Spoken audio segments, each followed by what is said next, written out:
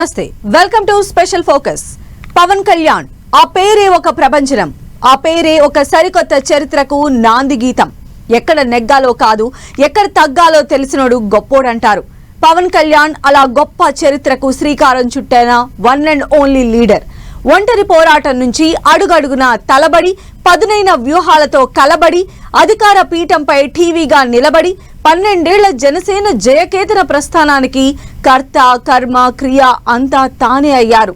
AP రాజకీయాల్లో అధికార కూటమి ప్రభుత్వ భాగస్వామిగా, అటు కేంద్రంలోని ఎన్డీఏ ప్రభుత్వంలోనూ కీలక పాత్ర, సూత్రధారిగా 100% సక్సెస్ స్ట్రైక్ రైట్ తో జనసేన సృష్టించింది మామూలు చరిత్ర కాదు, గ్రేట్ హిస్టరీ. ఇప్పుడు అధికారం చేజిక్కించుకున్న తరువాత తొలిసారిగా జనసేన జయకేతన ఆవిర్భావ దినోత్సవం నిర్వహించారు. ఒక్కడిగా మొదలైన పవన్ కళ్యాణ్ జనసేన పుష్కర కాల ప్రస్థానంలో మైలురాళ్లేంటి?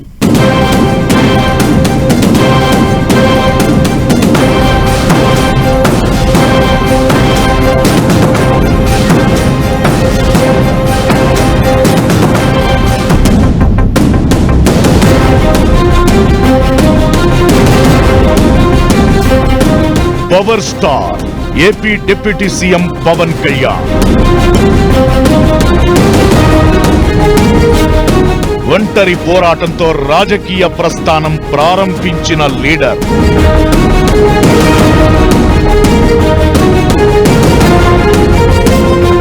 అడుగడుగునా తలబడి అధికార పీఠంపై టీవీగా నిలబడ్డ నాయకుడు.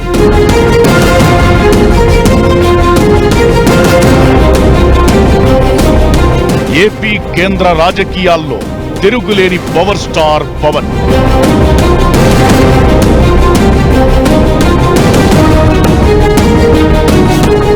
పన్నెండేళ్ల నిరంతర రాజకీయ యుద్ధం.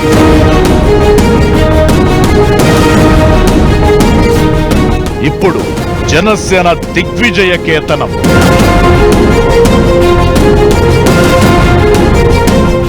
కేజీఎఫ్ మూవీ, అందులో ఓ డైలాగ్ ఉంటుంది. History tells us the powerful people comes from powerful places. History was wrong. Powerful people make places powerful. ఈ dialogue power star AP deputy CM Pawan Kalyan సినీ రాజకీయ జీవితానికి సరిగ్గా సరిపోతుంది.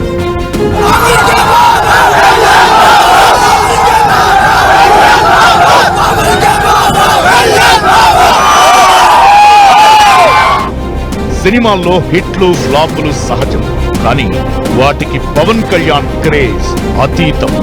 రాజకీయాల్లోనూ అంతే. ఒక్క సీటు నుంచి ఒక్కో మెట్టు పైకెక్కి ఇప్పుడు ఆంధ్రప్రదేశ్ లో కూటమి ప్రభుత్వ భాగస్వామిగా 100% సక్సెస్ స్ట్రైక్ రేట్ తో విజయ దుందుభి మోగిస్తూ అప్రతిహతంగా సాగుతోంది జనసేన ప్రస్థానం. అదే విజయోత్సాహంతో తాను గెలిచిన పిఠాపురంలో జయకేతనాన్ని ఎగరేశారు పవన్ కళ్యాణ్.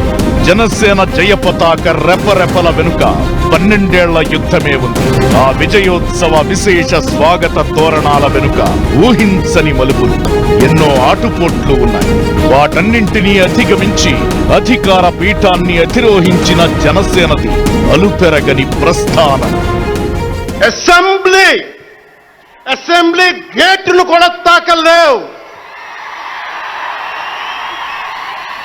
అని మనల్ని ఛాలెంజ్ చేసి సరిచిన ఆ తొడల్ని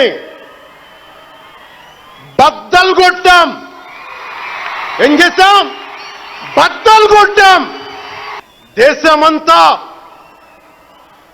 దేశమంతా తల తిప్పి తిరిగి చూసేలా 100% స్ట్రైక్ రేట్ తో ఘన విజయం సాధించాం.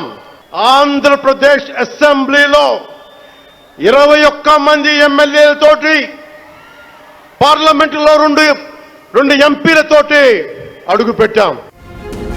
పవన్ రాజకీయాల్లో ఎన్నో గెలుపోటముల్ని చూశారు, అవమానాల్ని భరించారు.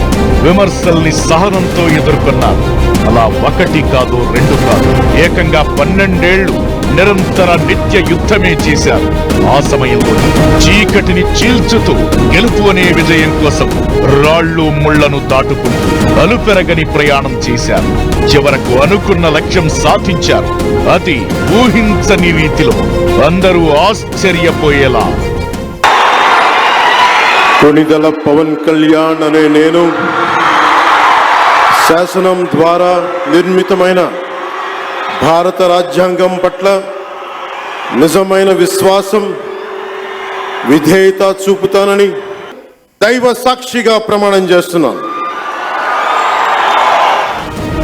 నువ్వు రాజకీయాలకు పనికిరావన్న నోళ్లను తన విజయంతో సమాధానం చెప్పారు. నువ్వు అసెంబ్లీ గేటు కూడా తాకలేవన్న వారు నివ్వెరపోయేలా ఏపీ ప్రభుత్వంలో డిప్యూటీ సీఎంగా ఎదిగి అసెంబ్లీలో అడుగుపెట్టారు. ఒక్క ఏపీలోనే కాదు, కేంద్రంలోనూ జనసేనానిది తిరుగులేని రాజకీయ శక్తి. గ్రాండ్ విక్టరీ కొట్టిన కూటమికి ఇరుసులా పనిచేశారు జనసేనాని పవన్. ఎన్నికల యుద్ధంలో సేనానిలా పోరాడారు. తనతో పాటు తన వెంట నడిచిన ప్రతి ఒక్కరిని గెలిపించారు. తనపై నమ్మకం ఉంచిన చంద్రబాబుకు చిరస్మరణీయ విజయం సాధించారు. ఏపీలో కూటమి చైత్ర యాత్రకు జనసేనాని పవన్ పంతమే ప్రధానంగా పనిచేసింది. ఎక్కడ నెగ్గాలో కాదు, ఎక్కడ తక్కాలో తెలిసిన వాడే గొప్పోడు.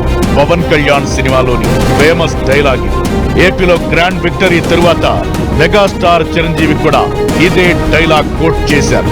నిజమే, పవన్ తగ్గడమే గొప్ప విజయానికి నాంది పలికింది. కూటమి కట్టడం దగ్గర నుంచి సీట్ల సర్దుబాటులో ఎలాంటి సమస్య రాకుండా చూసుకోవడం, ఓట్లు చీలకుండా 3 పార్టీల మధ్య ఓట్ల బదిలీకి చక్కని ప్రణాళిక రచించడం వరకు పవన్ వేసిన వ్యూహం భవిష్యత్ రాజకీయ నేతలకు ఓ ఫార్ములా.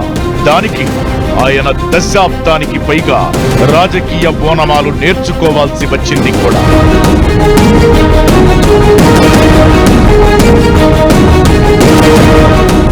2009లో ప్రజారాజ్యం పార్టీలో యువరాజ్యం అధ్యక్షుడిగా రాజకీయాల్లోకి వచ్చారు పవన్. టాలీవుడ్ లో టాప్ హీరోగా పేరు, క్రేజ్ ఉన్న రాజకీయాల్లో అడుగడుగున అడ్డంకుల్ని దాటుకుంటూ ఎదిగారు.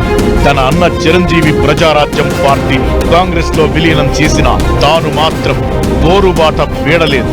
2014లో ఏపీ విభజనతో రాష్ట్రానికి తన అవసరం ఉందని గ్రహించారు. సొంతంగా పార్టీ పెట్టి ఒక్కడిగా పోరాటం ప్రారంభించారు. తనతో కలిసి వచ్చిన ప్రతి ఒక్కరిని హక్కున చేర్చుకున్నారు. 2014లో టీడీపీ కూటమికి బేషరతుగా మద్దతిచ్చిన పవన్ 2019లో కూటమి నుంచి విడిపోయి ఒంటరి ప్రయాణం చేశారు. అలా తీవ్రంగా నష్టపోయారు. ఎమ్మెల్యే అభ్యర్థిగా నిలబడ్డ 2 నియోజకవర్గాల్లోనూ పవన్ ఓడిపోయారు. మామూలు రాజకీయ నాయకుడైతే జెండాను పక్కన పడేసేవారే. కానీ పవన్ ఒక తుఫాన్. ఆ తుఫానుకు ముందు నిశ్శబ్దమే ఈ ఓటమి. సేనాని నిరుత్సాహపడలేదు. రెట్టించిన ఉత్సాహంతో ప్రజాక్షేత్రంలోనే తేల్చుకుంటానంటూ సినిమాల్ని సైతం పక్కన పెట్టి సమస్యలపై పోరాడారు. అధికార పార్టీ నుంచి ఎంత ఒత్తిడులు వచ్చినా, నిర్బంధాలు ఎదురైనా నేలకు విసిరిన బంతిలా పైకి లేచారు. అలా ఆటుపోట్లను, అవమానాల్ని, విమర్శల్ని ఎదుర్కొంటూ రాజకీయాల్లో కాకలు తీరేలా రాటు తేలాడు. పరిపూర్ణమైన నాయకుడిగా ఎదిగారు.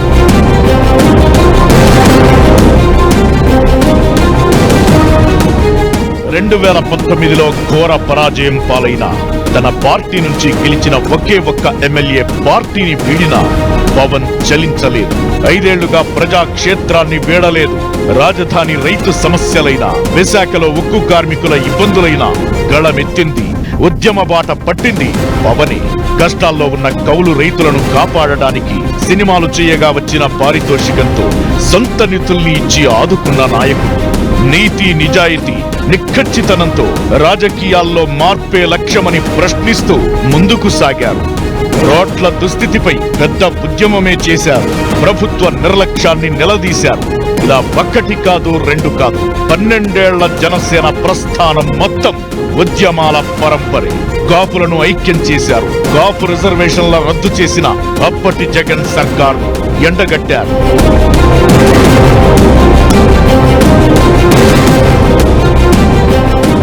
సినిమాల్లో తనదైన నటనతో అలరించి అందనంత ఎత్తుకు ఎదిగిన పవన్ రాజకీయాల్లో క్షేత్రస్థాయి నుంచి ఒక్కో మెట్టు ఎక్కారు. ఇప్పుడు ప్రజలిచ్చిన పవర్ స్టార్ బిరుదుకు సార్థకత దక్కిందంటారు.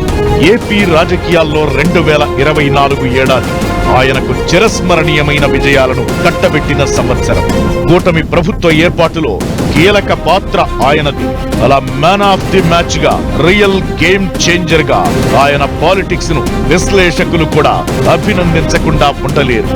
సమయం, సంయమనం, సరైన వ్యూహం, అంతకు మించిన లక్ష్య సాధనపై దృష్టి, ఇదే పవన్ ను అటు సినిమాల్లో ఇటు రాజకీయాల్లో సెంటర్ ఆఫ్ అట్రాక్షన్ అయ్యేలా చేసింది.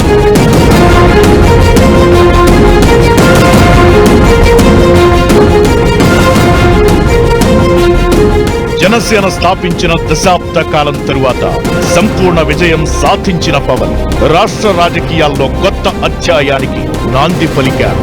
పోటీ చేసిన 21 సీట్లలో 21 కైవసం చేసుకుని 100కు 100% స్ట్రైక్ రేట్ తో రిజల్ట్స్ ఇచ్చి కూటమి ప్రభుత్వ ఏర్పాటులో క్రియాశీలకంగా మారారు. ఆయన అంతకు ముందు సినిమా, రాజకీయాల్లో సాధించిన విజయాలు ఒకెత్తు, ఈ ఒక్క రిజల్ట్స్ ఒకెత్తు. అందుకే పవన్ ను పొలిటికల్ తుఫాన్ అంటారంతా.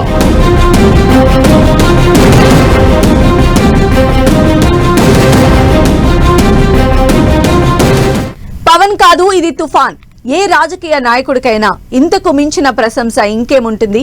అది సాక్షాత్తు ప్రధాని మోదీ పాత పార్లమెంట్ సెంట్రల్ హాల్లో ఎన్డీఏ పక్షాల ఎంపీలందరి ముందు జనసేన అధినేత పవన్ కళ్యాణ్ ను ప్రశంసిస్తూ అన్న మాటలు. జనసేన నేతలు దీన్ని రోజు గుర్తు చేసుకుంటారు. తమ అధినేత పడ్డ కష్టానికి ఇది అత్యుత్తమ ప్రశంసగా చెబుతారు. మోదీ ఇచ్చిన ఆ కాంప్లిమెంట్ జనసేన 100% విజయానికి, పవన్ దశాబ్దకాల పరిశ్రమకు నిలువెత్తు నిదర్శనం. జనసేనకు అసలు పొలిటికల్ స్వింగ్ లేదు, అది జీరో పర్ఫార్మెన్స్ పార్టీ అన్న విమర్శల నుంచి పవన్ తుఫాన్లా ఎలా ఎదిగాడు, 100% సక్సెస్ స్ట్రైక్ రేట్ తో గెలిచి ఏపీ డిప్యూటీ సీఎం గా ఎలా అయ్యారు, కేంద్రంలో ఎలా కీ రోల్ పోషిస్తున్నారు. और जो यहाँ दिखता है ना पवन, ये पवन नहीं आंधी है।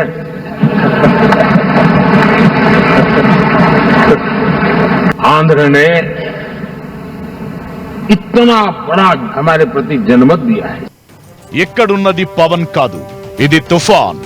ఏకంగా ప్రధాని మోదీ పవన్ పొలిటికల్ పవర్ ను కీర్తిస్తూ గతేడాది ఎన్డీఏ ఎంపీల సమావేశం సందర్భంగా పార్లమెంట్ సెంట్రల్ హాల్లో అన్న మాటలివి. అవును, పవన్ తుఫానే. జనసేనది హిస్టారికల్ జర్నీని. దేశంలో ఏ పార్టీకి రాని రికార్డు స్థాయి గుర్తింపును పవన్ జనసేనకు తీసుకొచ్చాడు. పోటీ చేసిన అన్ని స్థానాల్లో ఎమ్మెల్యే, ఎంపీ సీట్లను గెలుచుకోవడం అంత ఆషామాషీ కాదు. 100% స్ట్రైక్ రేట్ ఉన్న పార్టీగా జనసేనను నిలపడం రాత్రికి రాత్రి జరిగింది కాదు. 12 ఏళ్ల సుదీర్ఘ రాజకీయ ప్రస్థానం. అందులో ఎన్నో ఆటుపోట్లు, ఎదురు దెబ్బలు, అవమానాలు, చీత్కారాలు, వీటన్నింటినీ అధిగమించి ఓర్పు, సహనం, త్యాగం, వ్యూహం అనే అస్త్రాలతో రాజకీయ యుద్ధంలో గెలిచి యోధుడిలా నిలిచారు పవన్ కళ్యాణ్.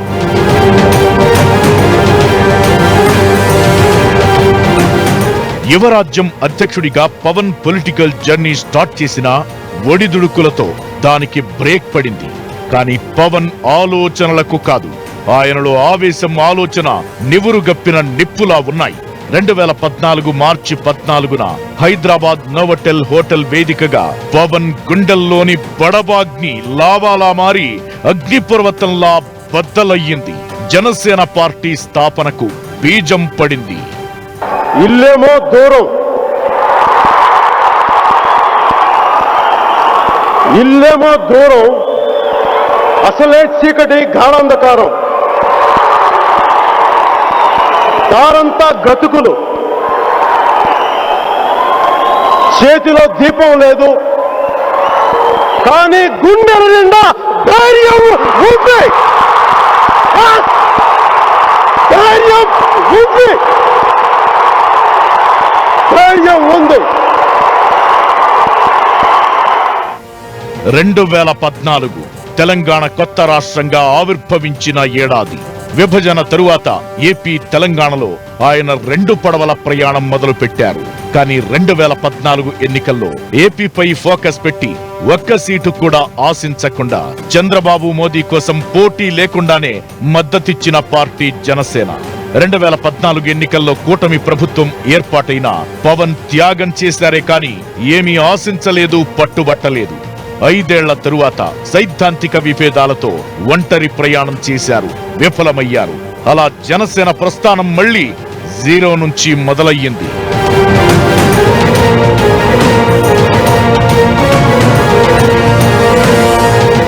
రావడం లేటవచ్చేమో గాని రావడం మాత్రం పక్కా.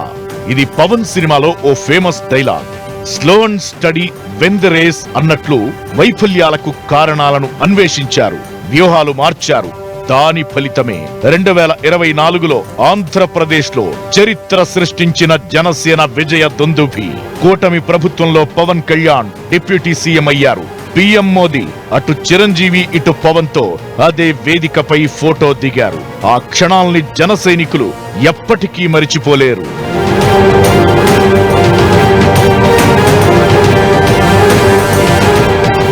ఇరవై 25 ఎంపీల్లో 21 ఎంపీలు వచ్చారు బీజేపీ కూటమికి. దానివల్లే గవర్నమెంట్ ఫామ్ చేశారు.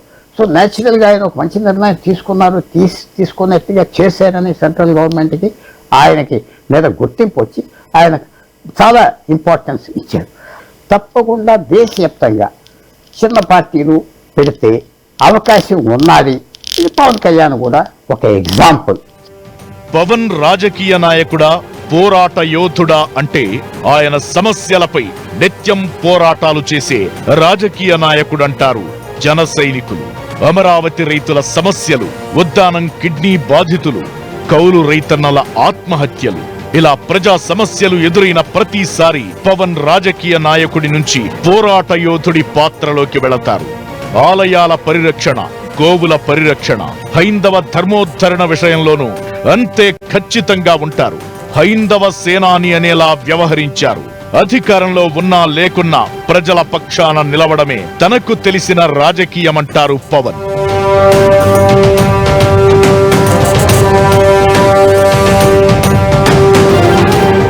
డిప్యూటీ సీఎం హోదా ఉంది కదా అనుకుని కేవలం క్యాంప్ ఆఫీస్కే పరిమితం కాలేదు. ఆయనపై నమ్మకంతో అప్పగించిన 6 శాఖల్ని సమర్థవంతంగా నిర్వహిస్తున్నారు. పంచాయతీరాజ్, గ్రామీణాభివృద్ధి, తాగునీటి సరఫరా, పర్యావరణం, అడవులు, సైన్స్ అండ్ టెక్నాలజీ, ఇలా దేనికదే ప్రత్యేకం. ఇలా తన పరిధిలో అన్ని శాఖల సమస్యలను నిరంతర అధ్యయనం చేస్తూ రేయింబవళ్లు సమస్యల పరిష్కారాల్ని అన్వేషిస్తూ ముందుకెళుతున్నారు పవన్.